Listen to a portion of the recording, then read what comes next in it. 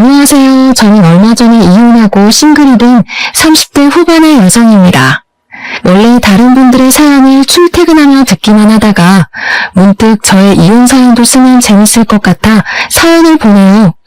사실 제가 지인들에게 저의 이야기를 하는 편이 아니라서 친구들도 저의 이혼 사실을 모릅니다.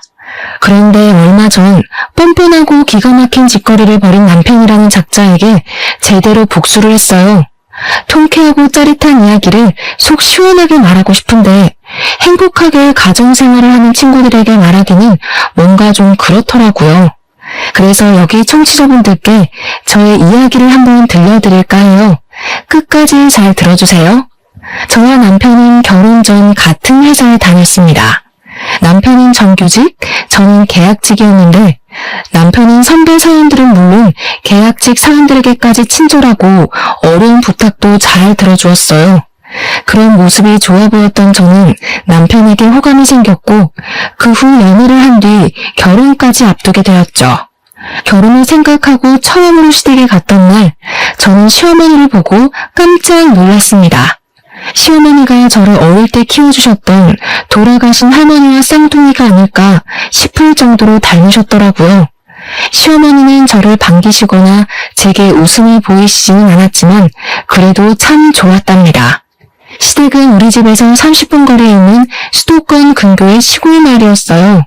시아버지는 예전에 돌아가셨고 시어머니는 농사를 지으시면서 수확한 농작물을 인터넷으로 판매하고 계셨습니다. 우리는 결혼을 준비하며 서로의 금전 상태를 공유했는데 남편은 직장 생활을 오래 한 것에 비해 모은 돈이 얼마 없었어요.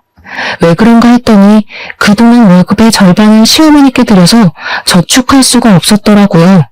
지금까지는 그렇게 살았어도 결혼 후에는 이렇게까지 용돈을 드리는 것은 무리일 것 같아 저와 남편은 결혼 전 시어머니를 뵙고 이 부분에 대해 확실히 말씀드렸습니다.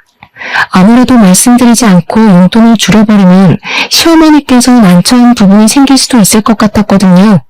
시댁을 찾아가 남편이 먼저 용돈을 줄여야 할 것 같다는 이야기를 꺼내니 시어머니는 표정이 좋지는 않으셨어요. 아직 둘이 살림을 합치지도 않았는데 벌써 이 어미 용돈 줄일 생각부터 하냐? 엄마로서는 조금 서운하구나. 그래도 이해해줘. 앞으로 우리 둘이 아기도 낳고 먹고 살려면 빠듯해. 요새 집값이며 물가도 다 고공행진이고 서운해만 하시지 말고 이해 좀 해줘요. 이놈이 그동안 이 어미가 키워준 건 생각 안 하고 벌써 여자한테 휘둘려서는 제가 그러라고 시키디? 그게 아니라 나도 이제 가장이 되어보니 현실적인 금전적인 문제들도 보이고 해서 못난 놈, 내 아들 등쳐먹는 못된 엄마 아니냐 알겠다. 상황이 이러니 어쩔 수 없지 뭐. 대신 나도 형편이 넉넉하지는 않아서 신혼집은 못 해주겠다. 매달 들어오던 용돈이 줄어서 나도 먹고 살기 힘들어지지 않겠니? 시어머니는 용돈을 줄이는 것에 대해 반기시지 않았지만 결국 우리의 뜻을 따라주셨어요. 대신 집 마련은 도와줄 수 없다고 말씀하셨죠. 이 사실을 알게 된 친정 부모님은 저희 신혼집을 마련해 주신다고 했지만 저나 남편이나 우리의 힘으로 시작을 해보고 싶어서 일단 원룸의 월세방으로 신혼집을 마련했습니다. 넉넉하지는 않지만 마음은 풍족했던 결혼 후 저와 남편은 주말마다 시어머니한테 가서 농사일과 인터넷 판매를 도와드렸어요. 사실 주말에는 집에서 쉬고 싶기도 하고 남편과 단둘이 오붓한 시간을 보내고도 싶었지만 남편이 어머니 혼자 농사 일하기 힘들어하셔서 걱정된다고도 하고 시어머니가 돌아가신 할머니 같다는 생각에 피곤해도 좋은 마음으로 시댁에 갔습니다. 그렇게 3개월이 지났고 결혼 전부터 다녔던 회사와의 계약이 끝났어요. 그래서 저는 회사를 관두고 새로운 일을 구하려 했으나 경기가 어려워서인지 면접 보러 오라는 연락조차 받지 못했습니다. 그 덕에 전 생각지도 못하게 전업주부가 되었죠. 회사 생활을 하다가 집에 있으려니 몸은 편하긴 하지만 이제 사회에서는 제가 쓸모가 없어졌다는 생각에 마음이 울적하더라고요. 하지만 저와는 다르게 시어머니는 점점 바빠지셨습니다. 시어머니의 농작물 판매가 입소문이 나면서 주문량이 많아지기 시작했고 시어머니 혼자 처리하기 힘든 상황까지 되었죠. 하루는 집에 있는데 시어머니한테 전화가 왔어요. 얘야, 이제 나도 나이가 먹어서 일하기가 너무 힘들구나. 지금 주문도 너무 많아서 나 혼자 모든 일하기가 벅차. 너 지금 회사 계약이 끝나서 집에 쉬고 있다고 들었는데 여기 와서 나 좀 도와주지 않을래? 사실 시어머니 이런 부탁이 편하게 들리지는 않았지만 돌아가신 할머니가 꼭 제게 부탁하신 것 같아 무시는 할 수 없었어요. 그래서 많은 고민 끝에 시댁과 같은 동네의 자그마한 주택으로 이사를 하게 되었고 저는 시어머니의 일을 도우며 시댁의 모든 대소사에 다 참여했습니다. 힘들기는 했지만 제가 시댁의 유일한 며느리에다가 회사에 다니는 것도 아니었으니 당연히 해야 할 일이라고 생각했어요. 일 자체는 크게 힘들지 않았습니다. 생각보다 저는 도시 생활보다 시골 생활이 더 재밌었고 음식 만드는 것은 결혼하기 전부터 좋아했던지라 문제가 없었어요. 다만 시어머니는 항상 동네 사람들 앞에서 자신이 엄청 좋은 시어머니인 것처럼 말하고 다녔습니다. 여기에 종종 올라오는 사연처럼 며느리를 괴롭히거나 막말을 하지는 않았지만 그래도 시어머니는 시어머니였어요. 항상 은근슬쩍 맛있는 음식들은 남편이 먼저였고 밥도 남편은 따뜻한 밥, 저에게는 매번 찬밥을 주셨죠. 결혼 후 처음으로 맞았던 제 생일날이었습니다. 시어머니는 평소 친하게 지냈던 동네 사람을 불러 모아서 며느리의 생일을 차려준답시고 제가 좋아하는 갈비찜에 미역국에 끓여주시고는 상을 한 상 차려주셨는데 생일을 맞은 저의 미역국에는 멀건 국만 있었고 남편과 손님들의 미역국에는 미역에 소고기까지 듬뿍 들어있었습니다.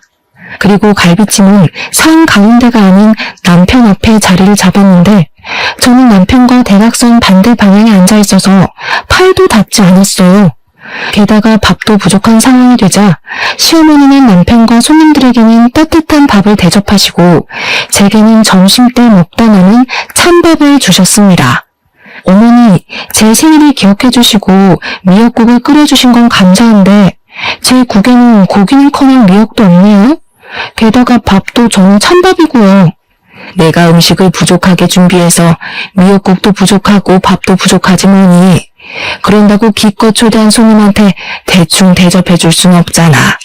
그러니 그냥 네가 좀 넘어가 주지 않으련? 그래, 그냥 먹어. 그래도 우리 엄마가 자기 위해서 내 생일에는 해주지도 않던 갈비찜까지 해주셨잖아. 세상에 이런 시어머니가 어딨어? 이럴 때는 그냥 감사합니다 하고 먹는 거야.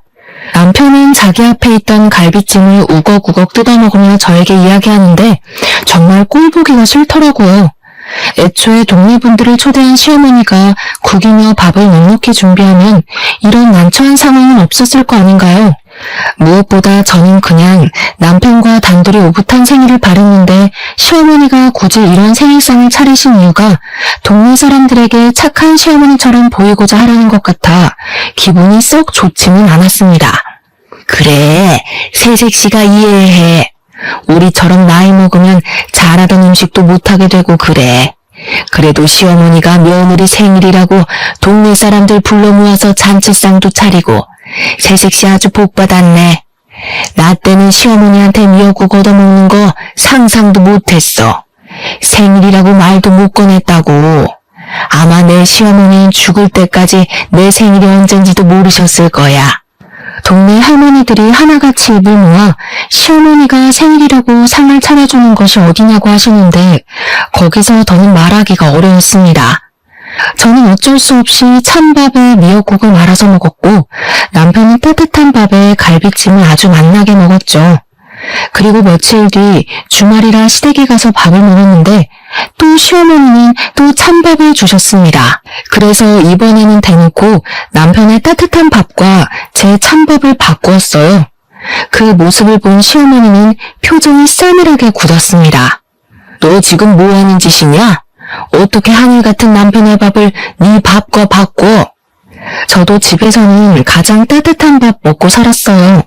그런데 어제도 그러고 오늘도 그러고 계속 제게 찬밥만 주시니까 부당하다는 생각이 들어서요. 그리고 제가 이렇게 건강해 보여도 찬 음식 자주 먹으면 꼭 체하더라고요.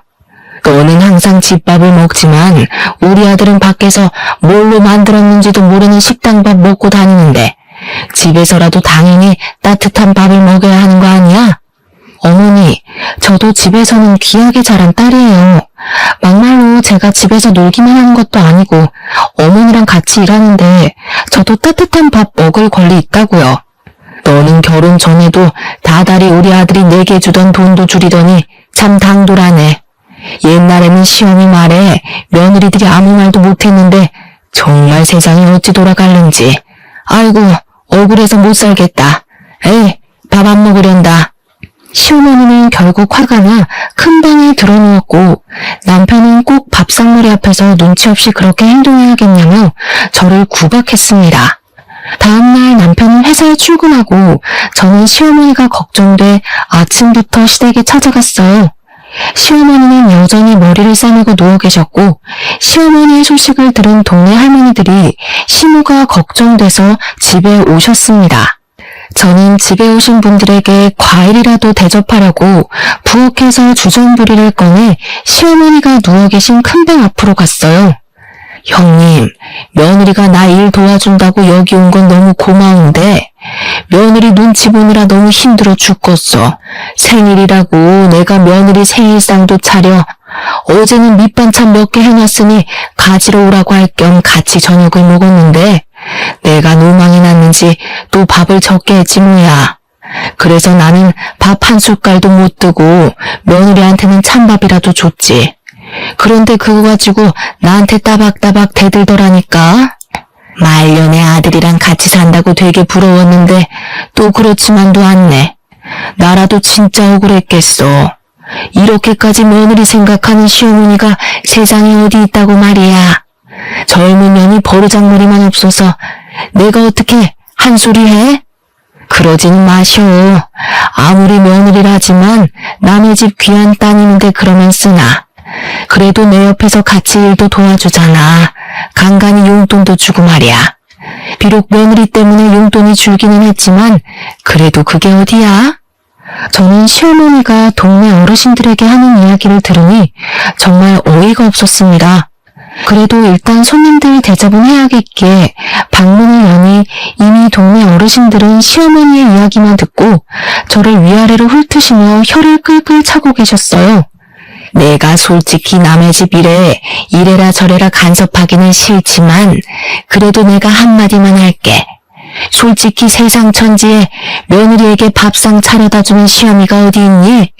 기왕에 시어미 도우러 여기 왔으면 좀 잘 좀 모셔. 이게 뭐니 이게? 어르신들이 얼마나 저에게 역정을 내시던지 저는 그 자리에 그대로 굳어버렸고 그 모습을 뒤에서 지켜보던 시어머니는 아주 만족스러운 표정을 짓고 계셨어요.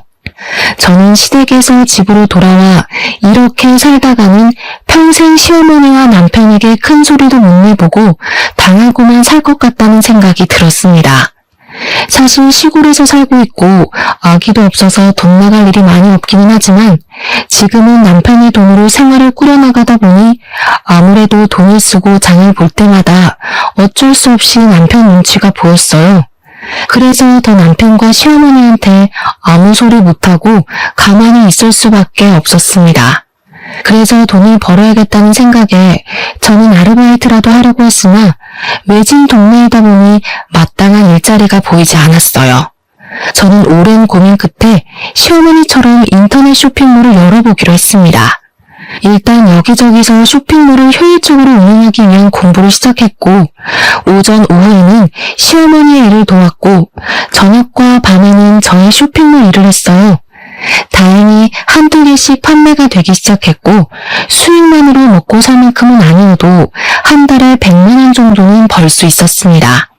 남편과 저는 각자의 일로 아주 바쁘게 시간을 보내고 있었던 어느 날이었어요. 그날은 꿈자리가 왠지 모르게 뒤숭숭했습니다. 제가 원래는 머리만 대면 코를 골며 자고 꿈도 거의 꾸지 않는데 그날은 이상스러우리만큼 악몽을 꿨어요. 꿈자리가 뒤숭숭하고 괜히 엄마가 보고 싶어서 엄마에게 전화했는데 엄마가 전화를 받지 않았습니다. 그리고 잠시 후 아빠에게 전화가 왔어요.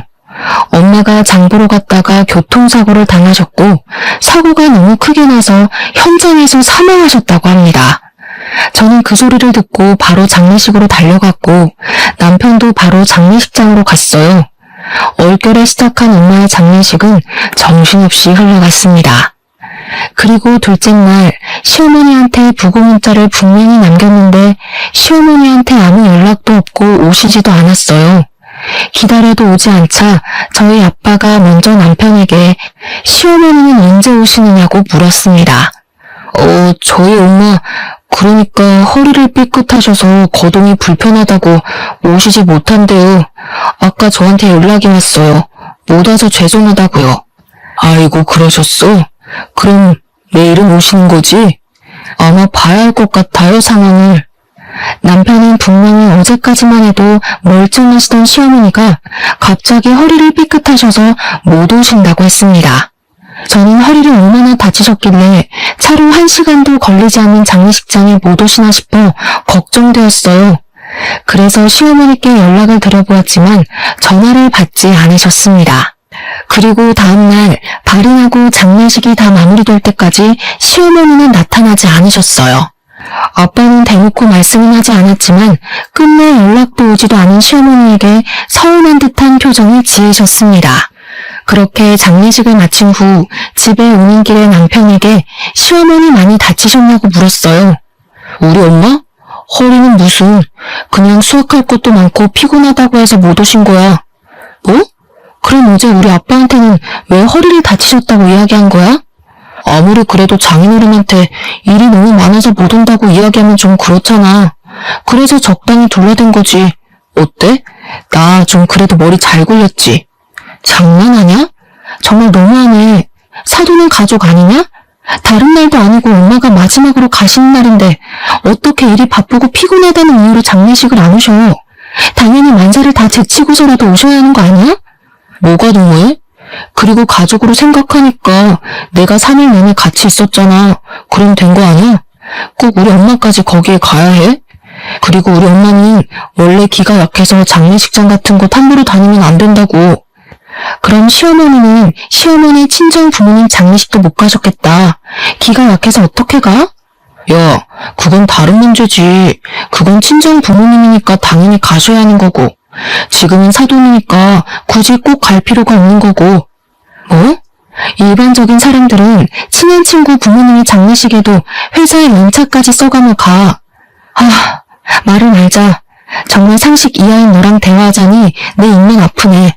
남편은 제 말을 전혀 이해하지 못하겠다는 표정으로 더 대화를 이어가려고 했지만 저는 남편과 더는 대화를 하고 싶지 않았습니다. 사돈의 장례식이지만 피곤해서 못 온다는 시어머니, 그리고 그런 시어머니를 이해하고 두둔하는 남편의 모습이 기가 막혀 말이 다 나오지 않더군요. 게다가 시어머니가 기가 약해서 장례식장 함부로 다니면 안 된다며 도대체 우리 집을 얼마나 무시하면 친정엄마의 마지막 가는 길에 와보지도 않고 연락도 하지 않는 것일까요? 저는 남편에게 화가 잔뜩 났고 남편은 그런 저를 이해하지 못한 채 집에 도착했고 집에서도 우리는 얼음장보다도 차가운 냉전 상태로 밤을 보냈습니다. 그리고 다음날 저는 원래 남편이 출근 후 시댁에 갔지만 그날만큼은 시댁에 가지 않았어요. 시댁에서는 저희 집의 경조사에 참가할 생각이 하나도 없는데 제가 시댁을 위해서 일해야 할 필요성이 전혀 없다고 느껴졌거든요. 제가 가지 않으니 시어머니한테 전화가 왔습니다. 어제 장례식 마쳤다면서? 그럼 얼른 넘어와. 지금 네가 없는 동안 일이 잔뜩 밀렸어. 솔직히 전 시어머니한테 전화가 오길래 당연히 이래저래 해서 못 갔다. 미안하다. 엄마는 잘 보내드렸냐고 물어볼 줄 알았습니다. 사람이라면 그게 당연한 예의 아닌가요? 그런데 시어머니는 잘 다녀왔냐는 말은커녕 일이 밀렸으니 빨리 오라고만 하셨어요. 어머니, 솔직히 어머니한테 너무 서운해요. 아무리 그래도 사돈인데 어떻게 그렇게 연락도 없고 오시지도 않으세요. 죽을 사람은 죽더라도 할 일은 해야 하지 않겠니? 그리고 여자는 결혼하면 친정과는 연을 끊어야 해. 너도 그 생각으로 여기까지 온 거 아니야? 솔직히 나는 너 발인 때만 갔으면 했다. 무슨 여자가 친정엄마 돌아가셨다고 3일 내내 있으려고 그래? 그게 지금 무슨 말씀이세요? 그러면 딸들은 친정엄마가 돌아가셔도 장례식장에 가면 안 된다는 말씀이세요? 제가 부모님의 유일한 자식인데도요. 솔직히 장례식장에서 딸이 할 일이 뭐가 있니? 그냥 발인 때 나가서 마지막 인사나 하면 그만이지. 그러는 어머니는 어머니 친정어머니 장례식 때도 발인날에만 가셨나요? 너는 참 내가 한마디 하면 그냥 네 하면 되지 꼭 그렇게 하나하나 따지고 들더라. 아주 버릇이 안 좋아. 내가 너 지금 지켜보고 있다. 뭐 하나 제대로 걸리기만 해봐. 그리고 빨리 넘어와 일이나 하게. 저는 시어머니와 대화를 하면 할수록 정이 뚝 떨어졌습니다. 그래서 그냥 아무 말 없이 전화를 끊어버렸고 이제부터는 절대 시댁 행사에 참여하지 않기로 했어요. 며칠 뒤 그날은 시아버지 제삿날이었고 역시 시어머니한테 전화가 왔습니다. 우리 제사 준비해야 해서 장 봐야 하는데 언제 오니? 저는 시아버지 얼굴을 본 적도 없는데 제가 왜 해요? 너 요새 왜 그러니? 요새는 일하러 오지도 않고 내가 너 없어서 얼마나 힘든 줄 알아? 언제까지 그렇게 애처럼 굴 거야? 넌 이 집의 며느리야. 그럼 며느리 도리는 당연히 해야 하지 않겠어? 시어머니는 저한테 며느리의 도리를 운운하며 도대체 왜 그러냐고 저에게 화를 내셨지만 저는 그냥 전화를 끊어버렸습니다. 그리고 그날 밤 퇴근한 남편이 저에게 얘기 좀 하자며 도대체 요새 왜 그러냐고 묻더라고요. 내가 안 그러게 생겼어? 다른 일도 아니고 장례식인데 오시지도 않고 오자마자 위로는커녕 일부터 시키고 어떻게 그래? 그럼 산 사람은 살아야지. 사람 죽었다고 생업을 다 포기하니? 그리고 누구나 다 나이 먹으면 죽어. 다만 장모님은 조금 그 순간이 일찍 온 것뿐인데 도대체 언제까지 그렇게 방황하면서 살 건데? 누가 언제 생업 포기하래? 너네 엄마 평생 일하지 말랬냐고. 그냥 딱 하루, 이틀만 와달라는 거였잖아. 아니 1년 365일 중에 길어야 단 이틀도 우리 엄마를 위해 시간을 못 내? 그것도 인생에서의 마지막 날을. 지금 이 시기가 얼마나 바쁜 시기인지 너도 알잖아. 지금 바짝 일해서 1년을 먹고 살아야 하는데. 그리고 너네 엄마 장례식 때 나만 가면 됐지. 우리 엄마도 꼭 가야 해. 저는 남편의 이런 말을 전혀 이해할 수가 없었고 그날 남편과 저는 큰 소리를 내며 대판 싸웠습니다. 다음 날이 되어도 남편에 대한 화난 감정은 풀리지 않았고 저는 너무 답답한 마음에 엄마를 모신 곳으로 갔어요. 엄마 앞에서 한바탕 울고 나니 답답했던 마음이 어느 정도 풀렸습니다. 어느 정도 진정을 시킨 후 다시 집으로 가려고 나왔는데 모텔 앞에서 모텔을 바라보며 서 있는 남편을 보았어요. 그런데 그 옆에 웬 여자가 있었고 그 여자는 아주 해맑은 미소로 남편의 팔짱을 끼웠습니다. 딱 봐도 남편과 그 여자는 모텔에서 나오는 길이었어요. 누가 보아도 남편과 그 여자는 애인 같아 보였죠. 저는 너무 화가 나 견딜 수가 없었고 이제 이 남자와 나는 더 이상 같이 살지 못하겠다 생각이 들었습니다. 저는 일단 남편과 그 불륜녀가 함께 팔짱을 끼며 다정하게 걷는 모습을 사진 찍었어요. 그리고 그날 밤 퇴근한 남편에게 오늘 어디에서 뭘 하고 있었냐고 물었습니다. 뭐 하긴 뭐해. 회사에서 여태껏 일하다 왔지. 무슨 갑자기 뻔한 질문을 해? 일? 하긴 뭐 일도 하긴 했겠다. 그런데 이 사진은 뭐야? 저는 남편과 불륜녀가 함께 모텔에서 나와 팔짱을 끼고 길을 걷는 사진을 보여주었습니다. 남편은 처음에는 거래처 여직원이라는 말도 안 되는 소리를 했다가 결국 잠깐 만나는 사이였다고 시인을 하더군요. 유부남의 여자랑 잠깐 만나고 할 게 뭐 있어? 이런 걸 바로 불륜이라고 하는 거야, 이 멍청이야. 싸울 필요도 없이 그냥 이혼하자. 솔직히 너나 나나 요새 많이 서로 힘들었잖아. 아이도 없으니 그냥 깔끔하게 갈라서자고. 이혼? 이혼하면 우리 집 일 누가 해?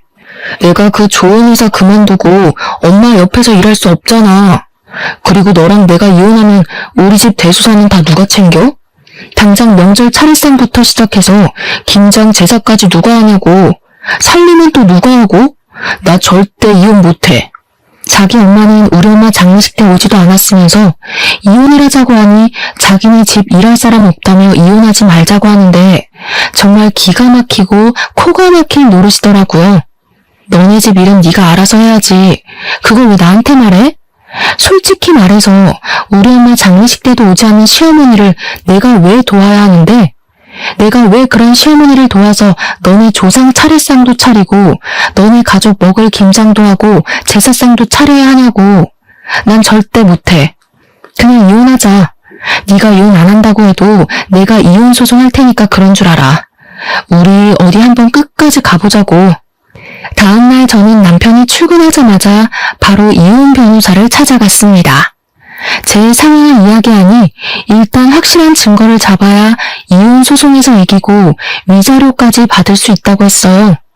그래서 저는 일단 남편이 불륜을 저질렀다는 증거를 수집하기 위해 일주일 동안 남편이 출근한 후 남편의 회사 근처로 가보았습니다.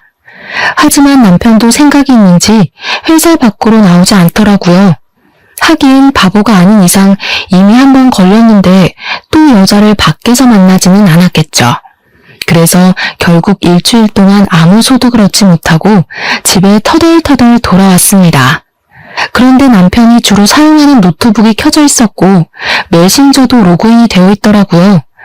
사실 저는 한 번도 남편의 핸드폰이나 노트북을 몰래 본 적이 없었습니다. 아무리 부부이고 가족이라고 해도 그건 예의가 아니라는 생각이 들었거든요. 그런데 이렇게 된 이상 저는 증거를 수집해야만 했고 그래서 남편의 메신저를 몰래 보았습니다. 남편의 메신저에는 어떤 여자와 사랑의 대화를 나눈 증거가 한가득 있더라고요. 저는 화가 너무 나서 터질 것만 같은 심정을 부여잡고 하나하나 차근차근 읽어보았는데 정말 욕이 절로 나왔어요. 남편은 대낮부터 모텔 대실하고 퇴근 후에는 만나서 데이트까지 알차게 즐겼습니다. 저는 여기서 밭일하고 쇼핑몰 일하느라 바빴는데 남편은 다른 여자랑 주말마다 만나서 여기저기 쏟아냈다고 생각하니 정말 화가 머리 끝까지 치밀어 올랐어요. 저는 반드시 이 둘을 가만두지 않으리라 다짐하며 일을 갈았죠. 그렇게 혼자 정신나간 여자처럼 욕을 하다가 겨우 마음을 진정시키고 메신저의 모든 내용을 이미지 파일로 저장했습니다. 그런데 노트북에는 이것 말고도 정말 이상한 것이 있었어요. 여자 화장실을 몰래 찍은 듯한 영상이 한가득 있더라고요. 이게 뭔가 싶어 자세히 보니 그 여자 화장실은 제가 결혼 전 남편과 다니던 그 화장실이었고 영상 속의 여성분들 얼굴 중에는 제가 아는 여성분들도 있었습니다. 순간 남편과 같은 회사 다닐 때 회사 여자 화장실에 변기가 막혔을 때마다 앞장서서 도왔던 일이 떠올랐어요. 사실 회사 다닐 때 이상하게 여자 화장실의 변기통이나 하수구가 종종 막혔었거든요. 그때마다 다른 사람들은 화장실 하수구나 변기통을 뚫는 것을 싫어했습니다. 그런데 남편만은 달랐어요. 여자 화장실이 또 막혔어요. 도대체 뭐가 문제이지? 제가 한번 봐볼게요. 여자 화장실 잠시 들어가도 되죠? 그럼요. 솔직히 일도 많으시고 바쁘신데도 이렇게 항상 앞장서서 도와주셔서 감사해요. 그 뒤로도 변기나 하수구가 막힐 때마다 여직원들은 남편을 찾았고 남편은 인상 한번 찌푸리지 않고 바로 뚫어주어서 다들 너무 고마워했었거든요. 저는 설마 하는 마음에 일단 회사 다닐 때 친하게 지냈던 사장님의 막내딸에게 전화해서 부끄럽지만 남편이 몰래카메라 촬영을 하는 것 같으니 확인해달라고 했습니다. 사장님의 막내딸은 아직 회사에 다니고 있었고 다른 사람들보다 쉽게 사내 CCTV도 확인할 수 있었어요. 다음날 사장님 막내딸에게 CCTV를 확인했다며 전화가 왔습니다. 언니, CCTV 확인해봤는데 충격적이에요. 왜 그런 남자랑 결혼했어요? 과장님 완전 사이코더라고요. 왜요? CCTV에서 뭐가 나왔는데요? 과장님이 그동안 여자 화장실에 들락날락하며 몰래카메라를 설치한 게 맞아요. 지금 회사 뒤집히고 난리 났어요. 사장님 막내딸 말로는 남편은 펜이나 서류 뭉친 손수건 같은 것을 들고 실수인 척하며 여자 화장실에 들어갔어요. 남편이 나올 때는 들고 갔던 물건들이 사라졌었고, 그렇게 남편이 들어갔다 나오면 어김없이 여장 화장실 변기통이나 하수구가 막혔습니다. 그럼 남편은 이를 수리해준다는 핑계로 혼자 여장 화장실에 오래 있으면서 몰래카메라를 설치하고 배터리 교체 등을 마음 놓고 할 수 있었던 것이에요. 이 모든 사실을 한 저는 남편을 가만둘 수 없었습니다. 저는 사장님 막내딸에게 CCTV 영상을 보내달라고 했고 노트북 속의 영상들을 USB로 옮겨 담았어요. 저는 이 USB를 들고 경찰서에 가서 남편이 몰래카메라를 설치했다고 고소를 했고 이어서 변호사 사무실에 찾아가 메신저의 대화 내용을 증거로 불륜으로 인한 이혼 소송까지 진행했습니다. 사장님 막내딸은 회사에 이런 사람이 있었다는 것에 크게 격분하며 바로 사장님께 보고했어요. 남편은 당연히 바로 회사에서 잘렸고 그렇게 잘리고 나오는 길에 경찰들에게 구속되었습니다. 저는 바로 구속이라는 소리를 듣고 그 모습을 보기 위해 회사 옆으로 갔어요. 남편은 저를 보고는 잠깐만 할 말이 있다며 저를 애타게 불렀습니다. 제발 우리 엄마만 모르게 해줘. 부탁할게. 우리 엄마 내가 이런 짓 했다는 거 알면 충격받으셔서 쓰러지실 거야. 대단한 효자 납시였네. 네가 한 짓거리가 잘못됐다는 건 아나 봐? 그걸 아는 새끼가 이딴 짓을 해? 지금 많이 반성하고 있어. 나도 내가 왜 그랬는지 모르겠다니까. 제발 우리 엄마한테는 아무 말 하지 말아줘. 그리고 너 아직 회사 여직원들이랑 가끔 연락하지? 그 여직원들이랑 친하게 지냈잖아. 여직원들에게 선처를 바라는 탄원서 좀 부탁할게. 우리 그래도 결혼까지 한 사이잖아. 안 그래? 그렇지. 결혼까지 한 사이이긴 하지. 그런데 말이야, 나 지금 변호사 사무실에 이혼한다고 너한테 소송 걸었어. 우리 이제부터 남남하자. 뭐? 소송? 네가 무슨 수로? 내가 이혼 합의 안 해주면 우리는 이혼 못해. 알지? 그야 네가 아무 잘못이 없을 때고. 근데 너는 조강지처 내버려두고 다른 년과 불륜을 저지른 유책 배우자라서 너의 합의 따위는 필요 없더라고. 그리고 그 년이랑 아주 사랑의 대화를 진하게 나눴더라. 네가 그걸 어떻게 알아? 네가 어젯밤에 노트북을 안 꺼냈더라. 메신저도 그대로 로그인되어 있고. 잘했어. 그 덕에 네가 잘못한 것 만천하에 다 알리고 나도 이혼할 수 있게 됐네. 평소에는 도움이 안 되더니 막판에 아주 큰 도움 줘서 고마워. 남편은 제 말에 분노를 이기지 못해 난리를 쳤습니다. 그리고 저는 집에 가려는데 시어머니한테 지금 당장 마을 회관으로 오라고 전화가 왔어요. 사실 굳이 만나고 싶지도 않았지만 자기 아들이 몰래카메라를 찍고 경찰서에 잡혀갔다는 소식을 들으면 어떤 표정을 지을까 궁금해서 마을 회관으로 달려갔습니다. 얘야, 나는 네가 그동안 며느리 노릇을 하나도 하지 않았지만 그래도 싫은 소리 한 번 안 하고 꾹 참았다. 그런데 갑자기 우리 아들한테 이혼 소송이라니 그게 말이 된다고 생각하니? 맞아.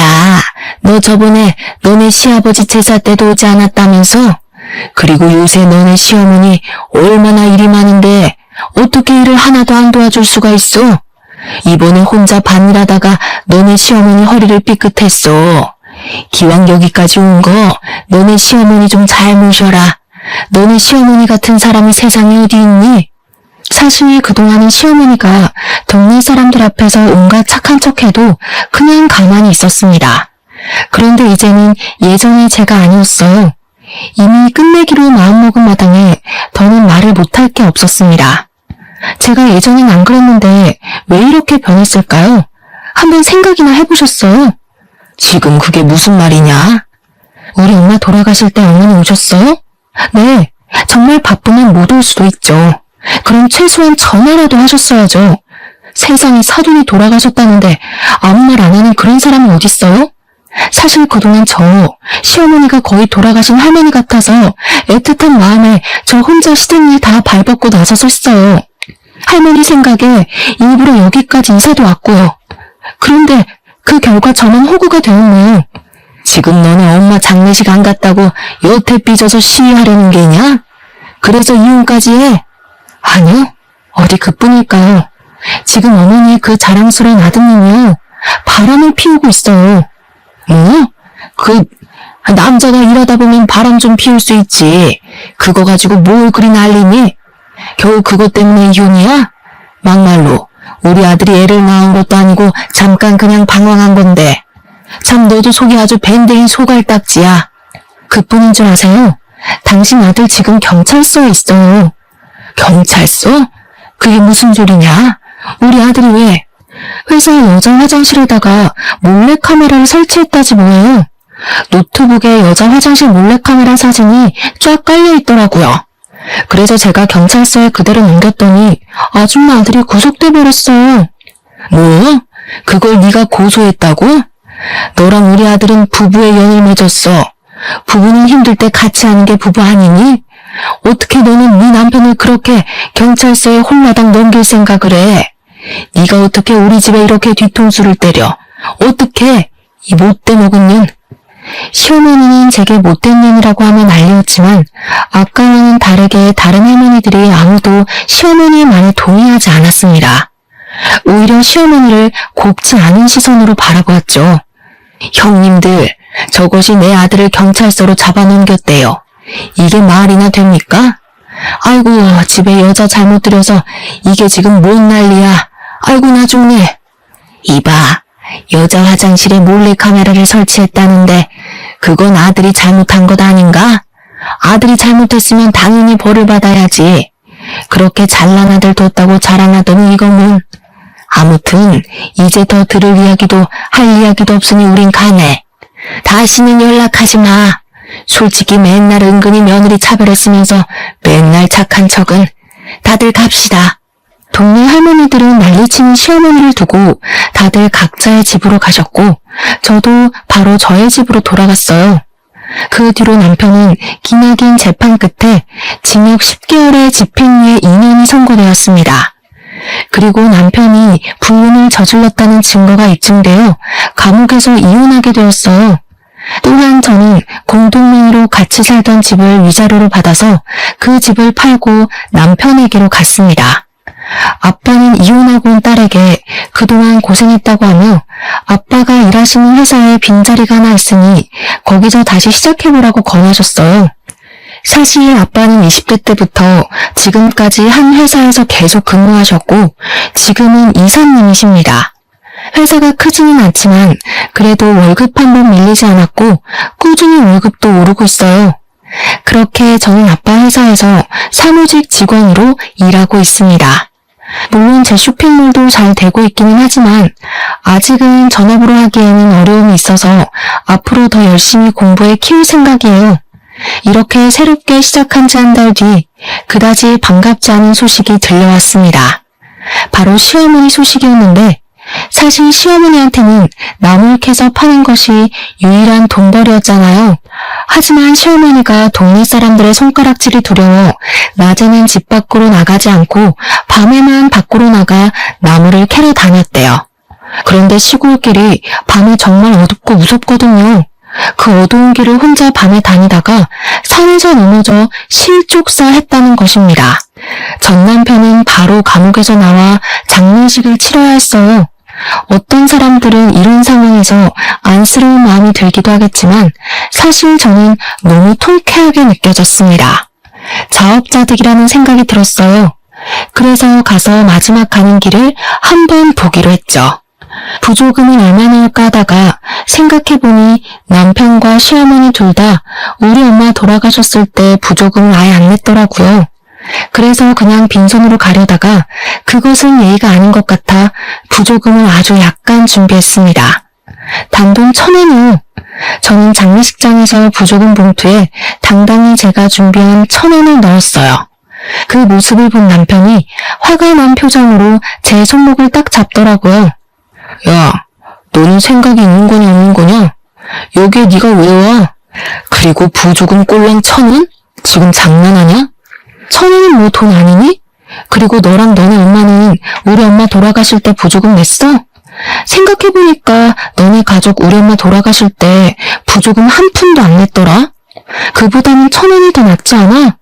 그래도 1,000원이면 껌 하나만 씹으며 저승길 가실 수 있겠네. 지금 사람 놀리냐? 야, 솔직히 말해서 네가 그 파일들 경찰서에 넘기지만 않았어도 일이 이렇게 안 됐어. 그래도 잘 나가던 내 인생 이렇게 나락으로 보냈으니 네가 날 책임져야 하는 거 아니야? 그러게 평소에 네가 해실 똑바로 했었어야지. 아, 이미 다 끝난 마당에 너랑 말싸움해서 뭐하니? 그래도 너네 엄마 일은 좀 안 됐긴 하네. 이게 바로 자업자득, 인과응보라고 하는 건가? 말 가려서 해라. 내가 진짜 너 만나서 되는 일이 없어. 너 때문에 감옥도 가고 엄마도 돌아가시고. 전 남편은 자기가 그동안 잘못한 것은 생각도 하지 않은 채 모든 것을 다 제 탓으로 돌렸습니다. 감옥에 가서도 여전히 반성은 전혀 하지 않은 듯 했어요. 저는 전 남편의 이야기를 들으니 어렵게 잡고 있던 이성의 끈을 놓아버렸습니다. 그래서 장례식장 앞에 있는 여자 화장실로 들어가 대걸레를 들어왔어요. 대걸레는 뭐냐? 우리 엄마 마지막 가는 길 깨끗하게 가시라고 청소라도 해주려고? 아니, 아무리 봐도 네 머리에는 똥만 가득 찬 것 같아서 너 좀 청소 좀 해주려고. 저는 이 말과 동시에 대걸레를 전 남편의 얼굴에 비볐습니다. 야, 이 똥만 가득 든 놈아. 네가 걸레 같은 짓을 하고 다녀서 이렇게 된 건데 그걸 왜 내 탓을 해? 내가 생각할수록 어이없어서 그래도 여기서 싸우지는 않으려고 했는데 내가 괜히 왔다 싶다. 감옥 갔다가 나오면 걸레 같은 짓 그만하고 좀 똑바로 정신 좀 차리고 살아. 내가 이 대걸레로 네 얼굴 닦아줄 테니까 제발 이제 사람 좀 되라. 대걸레로 세수한 남편은 나에게 세상의 모든 욕을 다하며 난리를 쳤고 저는 그런 남편에게 대걸레 던져주고 나왔습니다. 남편이 정신 나간 놈처럼 소리 지르니 옆방 다른 유족들과 장례식장 관계자들이 다 나와 남편을 구경하더라고요. 저는 그분들에게 큰 소리로 이렇게 사과의 말씀을 전했습니다. 소란을 피워 죄송합니다. 그런데 저놈이 여자 화장실에 몰래카메라를 설치해서 감옥에 갔거든요. 제가 사람 좀 되라고 대걸레로 얼굴 한번 문질러줬습니다. 죄송합니다. 이 말을 하고 저는 장례식장을 빠져나왔고 그 뒤로는 전 남편 놈이 어떻게 되었는지는 잘 모르겠습니다. 이날 장례식장에서 나오면서 얼마나 기분이 통쾌하고 짜릿하던지요. 10년 묵은 채증이 확 내려가 하늘을 날아갈 것만 같은 기분이었답니다. 이 글을 쓰는 지금도 전 남편 놈이 대걸레로 얼굴을 문대고 화를 내는 장면이 떠올라 미소가 절로 지어지네요. 저는 이렇게 저의 친정을 무시했던 시댁에 이렇게 짜릿한 복수를 했습니다. 지금은 열심히 제 일도 하며 그 어느 때보다 바르고 보람찬 하루하루를 보내고 있어요. 저의 살아온 이야기 어떠신가요? 부디 저의 이야기를 듣는 여러분이 재밌으셨기를 바라며 이제 마무리를 지어볼까 합니다. 오늘 남은 하루 행복하게 보내세요. 감사합니다.